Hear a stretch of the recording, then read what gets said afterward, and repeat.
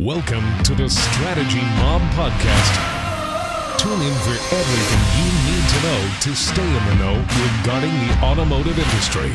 Here's your host, Jason Harris. Hey, what's going on, Podcast Nation? It is Jason Harris here, and thank you for joining me another episode of Strategy with Jason. Today, I have a very exciting guest. I'm excited because they're excited. We're all excited. We're going to have some big conversations today, some that might actually get us in trouble, but I'm okay with that because they're really good conversations. I have Colin Richardson with me today. Colin, thank you so much for taking the time to jam with me. How you doing? I'm great, Jason. How are you doing? I'm doing well. Hey, for everybody out there, Colin, who, don't know about you or kind of how you got started in the industry, I always kind of like to start off these podcasts with a little origin story. So what is the origin story of how Colin got started in this crazy little world we call the automotive industry? Well, I like the fact you call it an origin story because that's a little bit different than what I've heard before instead of going through my background in a boring way. But or story? I don't know. It depends. I got started in the business actually in Winnipeg, Manitoba many years ago. I applied for a job with Chrysler Canada and as a distribution clerk. And the beauty about that was, Jason, is I got hired and a month later, I got promoted to a district sales manager. Nice, congrats. Through no performance of my own, and I got selected because I was the only person sitting left after they cut everybody out of the office, and that's when Chrysler was going through some serious headcount cutbacks and everything like that in the field sales staff. So I was the only one sitting, only warm body sitting in a chair. So the zone manager, Jim Kenny, looked at me and said, "How about him?" And I was on the road, and that's how I got started in the car business. Worked for Chrysler for 3 years, moved to Toronto from out west with Toyota Canada, spent 10 years there with Toyota Canada and Lexus Canada in varying roles, leaving as a national operations manager for Lexus Canada, where I did the first Lexus expansion in Canada. Nice. And from there, had a short stint at Reynolds & Reynolds, which you're familiar with as the DMS company. Went to Porsche as a regional manager, was there for about 9 years, I think. It was about 9 years. Spent about a year and a half as regional manager reporting into Atlanta at PCNA. Then I got promoted to general manager. I was actually mountain biking in Moab, Utah with some buddies, and I got a call from the COO, my boss, Michael Barch, saying, we're making you a GM, part of the senior leadership team for Porsche Cars North America. From there, I became director of operations when Porsche Cars Canada separated from Porsche Cars North America, and was there about 9 years. There's some duplication of roles, and basically my role was phased out as operations director. That was replaced by a sales director with less scope as far as the operations in Canada goes. Mm-hmm. And then from there, I've done a variety of things. I worked for Chris Pfaff for a while as a personal friend of mine, as a general manager on contract for 6 months at his Audi Vaughan store. I worked as a vice president of Eastern Canada operations for Auto Canada, which you're familiar with, which is the largest, the only publicly traded dealer group in Canada. And I was there 6 months, and unfortunately, again, the position that was created new for me was basically taken away because, if you're familiar with Auto Canada, the stock was $90, and at that time it was about $8. Yeah. So the cost cutting and the reorganization, my position that was created was now gone. So, and then from there, basically what I've done, Jason, is created my own thing. I worked for a year and a half with AutoPoint. Mm-hmm. I don't know if you're familiar with AutoPoint. Oh, yeah. They're basically a service solution suite for service departments and dealerships. Very, very good company, but unfortunately, the vast majority of products that they had were not available in Canada. So, and then from there, I'm doing my own thing now, omni-channel automotive solutions, which focuses on dealer groups and suppliers and also OEMs where applicable, but mostly dealer groups and basically working with them with their operations. And you know what? Operations could not be more important now than ever have been before. We had a chance to kind of talk about this before we hit the record button today. But, look, moving forward, especially times like this, this reminds me so much back in 2008, is that we're going to have to process our way to profitability. There are no magic diet pills here. There's no, wand that's going to just magically have people show up and buy cars. And I think that's kind of what a lot of our conversation is going to be around today. And I love hearing your origin story, man, because it's like you can tell that it's in your blood. And the automotive industry is just one of those things. Like once it gets in your blood, you can't get the damn thing out. And no matter what you do, you just keep coming back around to the automotive space. Now, Yeah.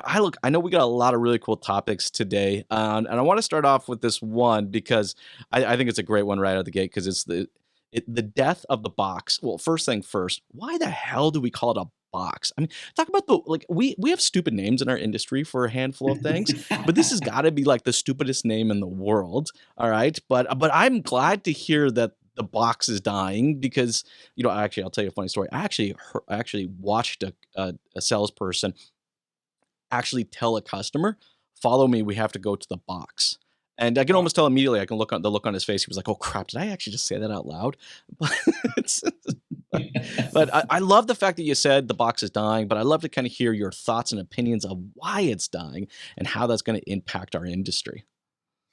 Well, I mean, F&I think, first off, it's never been a better time for you, myself, and people doing what we're doing to be in the industry. I mean, this is truly exciting, and we're seeing the transition, and the F&I office, the box is something that is still being done in dealerships. Mm-hmm. I don't know if I think it's going away completely in the next 5 years. Most dealers are going to one point of contact, where a sales consultant or whatever we call them, product angel, basically does the process from beginning to end. And it's proven fact that your F&I gross per new vehicle retail does not go down if done correctly. And also with the digital side of it, when you're doing a 100% online sale, is if it's presented properly to the customer, your F&I gross per new vehicle does not go down. It can stay where it is, but it can actually go up. So it's that not the confrontation that you have with an F&I manager. It's just that feeling of unease, and people do not want to be at unease, and they have the choice now to not be in that situation, whether it's just ignoring going into the F&I office or, doing it now. Some dealers have been doing it online now, as far as Zoom video and things like that with customers that have bought. But there's ways to do it where the customer makes the decision based on the quality and the suitability of the product. And that's the way it should be. Well, and that's the key, right? It's for the customer. It's the customer that look, we're not saying that as an industry we're removing that as a process. All right, what we're saying is the customer freaking hates it. Like it's horrible. Like it's like, I mean, think about the high, think about all the emotion, think about all the energy that goes through. It's like, okay, I did this test drive. Man, this car smells good. It feels good. I'm excited. I'm jacked. All right. Then I got to go through the price negotiation, which again, that's a whole nother process I think has to die on itself. All right. And then, so then there's kind of these ups and downs of emotions doing that. And then I finally get out of that up and down emotional space. And then I'm like, okay, I've signed the deal. Oh, but wait, we have one more emotional roller coaster for you to screw up your life. And then we stick them in the but I love the fact that you're saying like it's the customer's choice. And I think that's kind of the reason why the box is dying is because the customer is now kind of in control of that. Do you feel the same way? Oh, definitely. I mean, a lot of dealers and a lot of general managers in the industry are going to listen to what we're talking about, and they're going to say, "No way! It's a profit center." Blah blah. It's going away, and the customer's determining that. And by doing the proper F&I sales pitch, whether it's at the beginning of the sale where you're making it available to the customer, even if they don't buy it at the time that they transact the deal, there's opportunities to go back to that customer. And you know how many customers buy F&I products after the fact? A lot. Tire and wheel protection, things like that. They buy that stuff like crazy, as long as it's presented in a way on the customer's terms. Well, it's got to be presented on their customer terms. And I think what it is that as an industry, we have to be flexible to the customer now, right? Look, I've been in the business to know all about the 12-step sales process and how I have to maintain control the entire time. And it's like, they're going to go through my process. It ain't going to be theirs. It's mine. Why? Because mine statistically shows that it works every time. That's not true. right? Like even within my own dealership, when I had my Mitsubishi dealership, the more control I put into the customer's hands, the higher profitability I was on a per transaction basis, and I closed higher. So, for everybody out there that's fearful to give up that control, the cool thing is I think that I hate to find silver linings during a pandemic, but this is possibly a silver lining, is Yeah. that as an industry, we've been forced to give up control to the Yeah. customer, and they now kind of say like, no, this is when I want to do it. This is how I want to do it. I read an interesting stat, and I want to get your kind of thoughts on this because I thought this was so cool. It's actually a Canadian company that actually did this. They surveyed 2,000 in-market shoppers, right? And they asked them a whole series of questions, in-market automotive shoppers, whole series of questions. And one of the questions they asked them would be, would you be willing to fill out a finance application before you came into the dealership? 72% of the 2,000 said yes. Mhm. I was like, whoa. I mean, that was high. I thought that was really high, right? Yeah. But then the cool thing is they had a follow-up question. So why would you be willing to do that? And the biggest reasons were because they thought it would save time and it would increase transparency within the transaction. And, Yeah. I love to kind of get your thoughts on that as well. Yeah, I agree as far as transparency goes, and they want to get it out of the way. But the process that some dealers are doing now is they basically present, instead of a dealer or customer going online and looking at inventory first. Mm-hmm. The first thing in the process is the budget, because as you know, when somebody's surfing a website for a new or pre-owned vehicle, they go to what they think looks cool and everything like that. They spend all their time on the website looking at stuff they want to buy, and then at the end of the day, they realize they can't buy it because it's too much money. So by putting that up front, it definitely creates it increases the speed in the transaction or the process. But I just think it's something that's necessary. And instead of wasting time and at the end kind of getting into this fact and finding out the customer can't afford the vehicle, just is a waste of everybody's time. And the customer right now is not in a position that they want to waste any time buying a car. And for a lot of reasons. It's because they're looking for convenience because right now they're used to it. Yeah. I mean, Colin, everything's fucking convenient right now. Yeah. Everything is like, I'm hungry. Uber Eats is convenient, like I got to go to a grocery store. I'm forced to right now. I'm looking, like, I understand people that are watching, listening, you guys may not have the same lockdown as kind of we do, but it's still a very big thing right now. We're just coming out of a mandatory or a very heavily recommended stay at home. Kids have been out of school, so that's where we are right now, where the two of us are. But I think that we're so used to convenience now that we're looking for this convenience, and the customer is going to default to any opportunity they can have to make that process more convenient for them. But I think this also is a good kind of segue into kind of the next kind of topic is that now, since there's this element of convenience and the customer's looking for this element of convenience, and I love the fact that, the Canadian automotive industry is waking up to being a finance first, car second kind of methodology, because I'm originally from the States and that was always the case. But that also now kind of goes into that segue into the next topic, is that there's no showroom traffic. Oh my gosh, do you hear this like all the time right now? There's no showroom traffic. There's no showroom traffic. I don't necessarily think it's a bad thing though, but I want to get your take on, no showroom traffic. Well, I mean, I've been on the retail and the OEM side and done facilities at Porsche, Toyota, Lexus. And, it was always bigger, better, the 25 car showroom. And I think we're realizing now that the boutique studio type experience is as valuable, if not more valuable, if done correctly. I still think I love going to a Porsche store, South Porsche. It's an amazing experience. And monkeying around looking at cars. But I'm a car guy and I understand the process and I know the folks there. So it's easy for me to get around. But the showroom, I mean, traffic is down and it's going to continue to be down because most people do all their research, even traffic in your store and demo drives and stuff like that. You have so many Porsche dealerships. You have 5 in the GTA now, 4 in the GTA, whatever it is. And, they can test drive a vehicle anywhere and then they can go transact somewhere else, but they can transact online. They don't need to go back to the store. So B-backs and things like that. So you have to get them digitally. And when they do come into the store, they need to have that experience about what can I, get away from what can I do to earn your business today? It's It's gone, or it's going. It's not gone. I still hear it, but it's going. No, And I it has to. And the customer is determining that. And the showroom will. So, we work on a project right now with a company out of the UK that is reappropriating facilities. So if you have the 25 car showroom, it's known fact that service departments are too small in most cases. Sure.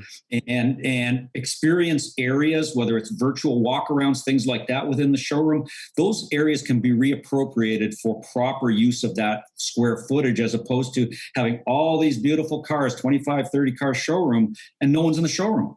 How many times have you walked in a showroom, Jason, and you've seen these nice big, nice displays, cars spaced out nicely and everything like that, and there's no one in the showroom? Oh, look, it's really common right now. There's All the time. no people in the showroom. It's going to remain that way. Oh, 100%. Like I just had this big meeting with a dealer group that we work with, and they're like, our showroom traffic's down like 57%. And I'm like, okay, that's cool. Your website traffic's up 117% year over year. So and you're doing nothing with that. So. I know. I'm like, it's like, where have all the customers gone? It's like, no, they're there. You're just not. I like this though. Again, this is another silver lining, right? It's, for years I've been preaching the importance of your digital dealership, right? And it's like, we'll spend millions of dollars building these Taj Mahals. All right. And then it's like, we'll go get the cheapest dollar store version of the digital version of that, just so that we can check off the proverbial box that it's done. Now the customers are there. They want to interact with us. They want to engage with us there. They want to do more online before they come in. I'm not saying they don't want to come in. I still think majority of people want to come in because, to your point, you said it earlier, it's a great experience. It's a $50 million building. Like, it's cool. Yeah. It looks cool. I mean, I was at a dealership the other day. They had cars mounted on the walls. Yeah. I'm like, this is cool. I want to be a part of that. But they're online now, and I think that changes the sales structure, which is another topic that we're kind of talk about, right? It's like, how's the sales structure change? And I think that fundamentally changes that. But I want to get your thoughts and opinion on that. When you say sales structure, you're talking about the sales floor or the digital process leading up to that, or you know what? I think it's almost kind of hard to say. Is there really, because before it would be like two sales processes, right? You'd kind of have your online one, and then you have your in dealership one. And I'm almost at the point now where I'm like, I don't think there is two separate processes here. I think it starts online, it finishes in the store, but it's one singular process. The fact before, you know what I mean? I want to hear your thoughts. Okay. Yeah. I mean, I do disagree that if you're looking at, more and more consumers are transacting 100% online. Mm-hmm. Yeah. It's a small percentage, but as an example, the largest volume Land Rover dealership in the UK, Rockard Land Rover Jaguar, they're the largest volume dealership out of 170 Land Rover stores in the UK. And they're number one in volume after 3 years of being in business, number one in volume. Their gross is in the top quartile. Mm-hmm. And their net promoter score and their Trustpilot rating is the number one in the UK. Mm-hmm. And they do it with salaried salespeople on the sales floor. They have a 4-car showroom in a mall, a large mall just outside of London. Yeah, they have offsite service about 10 minutes away, and 70% of their vehicles are sold all online. No, and look, I definitely think that there are customers out there that want to do the entire transaction online, and I find that those types of brands yield more to that because look, especially for a Land Rover. Range Rover's been the exact same car for 13 years. I need my new one. Okay, well, fine. This has been added and that's been added. That's about the extent of it, right? We'll send you a new one. Don't worry about it, right? But no, I agree with you. But then I still think even right now, there are people that are loving an experience. They want to go out. I can't wait. I gotta be honest with you. I can't wait to actually sit down in a restaurant again. I don't know if you've watched any of my videos. I enjoy sitting down in restaurants and shooting videos. So it's I'm super excited about being able to go do that again. But I think to your point, and it's a great point, is that we can't have a singular sales structure anymore. We have to have, 4 or 5 different variations of almost it's hold up the cards. Which one do you want? How do you want to do this? Do you want the fast pass? Yeah. Do you want the online pass? Do you want the come in and negotiate for 4.5 hour pass? Because we're open to doing it. You just have to tell us how you want to move forward. I think that's kind of the key, don't you? Yeah, I mean, it's moving in and out of the process. And to go back to my 70% online purchase, and those numbers are available from Rockart Digital, and I can give you the contact for that. But that doesn't mean they haven't been in a dealership. I mean, they will go to a store, they'll test drive at another store, but they go home, they go through the experience. So basically, when I say they transacted online, they pick the vehicle they want. They can do it in a boutique environment if they want to, but they do transact at home and everything's done online. So they do still like to go to the store as you and I like to do. Yes. So, you know, I go crazy when I talk to a group and you going back to the digital side of it, internet leads, iLeads. And how many dealer groups are still doing this when an iLead comes in?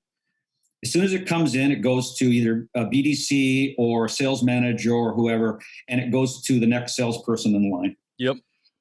Now, Jason, that is the absolute worst possible thing you can do with that valuable lead. 100% I agree. And they do it with lease renewals. So the guy that originally leased the vehicle, contact your customer. You have two guys, the lease renewals at BMW. One guy closes at 55% of his lease renewals. Another guy closes at 15. Yep. The guy at 15 gets his lease renewals back. Oh no! Look, I know it's crazy. I was just working with the dealership the other day in their VIN Solutions account, right? And I was blown away the size of this group. That there was one internet lead, like syntax or process. That was it. Like I was like, what are you talking about? There's like 15 different types of customers. You have like, and they were still using the same templates and syntax for existing customers versus new customers. And I'm like, holy crap, come on, it's 2021, right?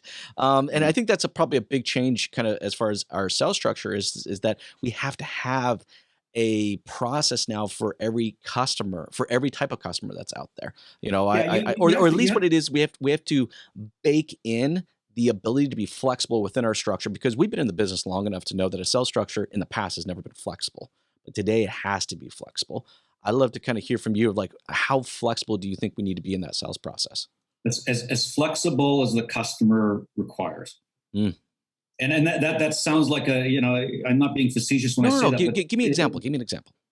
You get a customer that's online. Okay. I sent an iLead, and this has actually happened to me on a BMW M4. And I sent the message in. The response back was, and I'm being facetious a little bit, but the crux of it, when can you come in? Jeez. And it's like, are you serious? Not who you are, not what you're looking for. What are you currently like? Nothing. This blows my mind. So anyway, so if you do go in, I didn't go in, but you should use that as an example. So if let's say I do go in and I say, okay, can I see this car, everything like that, and they want my driver's license and everything like that before I can take it for a test drive and all that stuff like that. Then they want to sit down with me. Mm-hmm. Okay, if I want to walk out of that store, they have my contact information, but first off, they've already lost me because that experience is just not how I want to do business. But for the guy that does go in, now all of a sudden he gets thrown back into the original process. Okay, now he's a lead on the showroom floor. So take him through the process. They have to be flexible to do the other thing, basically follow up with that customer and find out what they need to do, find out what they're driving, find out what their needs are, find out what their budget is, find out what their trade is, blah, blah, blah, blah, blah, blah, blah. You know what? Don't you think that the traditional salesperson model then has to fundamentally change? Like I'm just, I got a lot of heat for saying this recently, for saying used car manager position is no longer needed or the most useless one. But I was meaning it in the sense of the old tradition, the traditional used car manager model. But I'm even willing to say that today, I think the traditional salesperson's model has to die. And something has to be reborn out of that. And I think the foundation of that is flexibility. So I want to get your thoughts on the death of the salesman. Yeah, I don't think it's good. That does sound kind of harsh. And they won't want to hear it. But I would say it would be reinvention of the sales advisor, consultant, whatever we want to call them, because again, so a lot of dealers have moved to, one point of contact, which is proven to increase sales, which is proven to increase gross and definitely increases customer satisfaction. Mm-hmm. Now, again, the example I gave you, Rockart Land Rover, product angels that they have at Rockart, Jaguar, Land Rover, they pay them a salary. They're all from outside the industry. Mm-hmm. Their experience is better. Their gross is in the top quartile, and their volume, they're number one in the UK. So they're doing something right. Excuse me. Sorry. So, and again, you know, if you look at the variable cost and expense of a dealership, and if you have a high-end store and the average, I don't know, the average compensation at a Porsche side, just as an example, I'm not going to give any specifics that I know, but, you know, say it's $100,000 a year, Yep. $120,000 a year. You can replace them with a person that's $50,000 a year, Canadian, and they will go through an actual process with the customer that's customer friendly, and your variable expense goes down by greater than 50%. Yes. On top of that, you no longer have an F&I manager because that's your one point of contact, and you no longer have a sales manager. You have a manager on the floor that basically anything that needs to be addressed can be addressed, but there's no back and forth, everything like that, because it's market price. The vehicle's market price. So that is coming. I mean, that's in the market right now. I can give you numerous examples of that. Yeah. And even in the GTA, you know, I will say to FAF Group, they're going to market pricing, and that's, you know, that's advertised on their website, and that's the way to go. It's going to happen. And the OEM is going to dictate that when they have agency agreements in a particular market. That's a good point. In fact, I was actually going to bring that up because I am seeing more and more of that. I mean, heck, even my own Mitsubishi dealership, when I had my dealership, was the exact same way, right? Like I paid everyone a salary.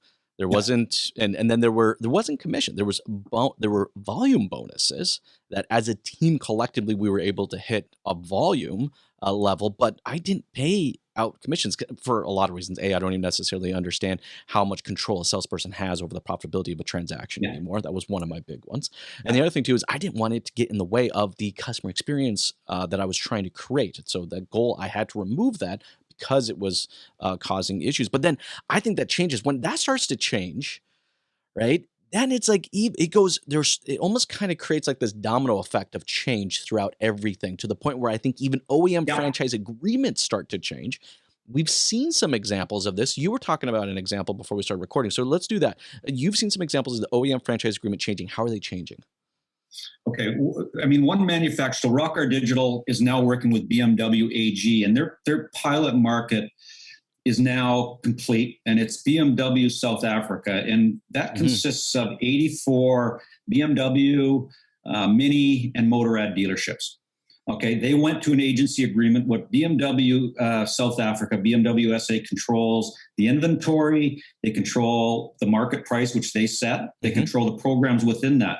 The dealer is paid an agency fee or I'm not going to say a commission because the customer determines where they want to buy the car, but they're paid basically a handling fee and a delivery fee, which ends up being higher than the gross the dealer would have got negotiating with the customer anyway. Exactly. And you implement people on the sales floor that now are focused on treating that customer the way they want to be treated, following up properly, bringing them through the process, going through the configurator on the tablet and everything like that. Never with, what can I do to earn your business today? Exactly. And the F&I process is the same. So Jason, I can send you an article, okay? Because BMW AG is going to roll out. Maybe I'll get a terrible message from them knowing, what are you doing talking about our strategy? But they are going to roll it out to other markets globally.